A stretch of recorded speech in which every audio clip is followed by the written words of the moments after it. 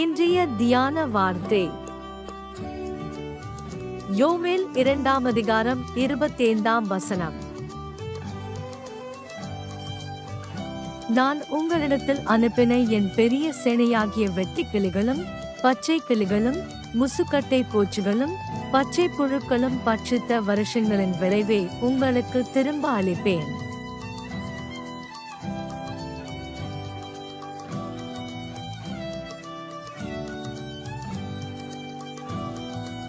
Joel chapter 2, verse 25.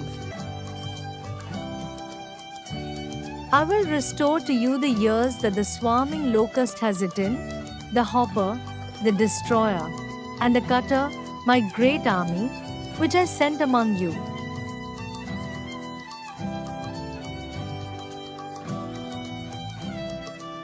இயேசு கிறிஸ்து உங்கள் அனைவரோடும் கூட இன்றும் என்றும் இருப்பாராக. ஆமென்.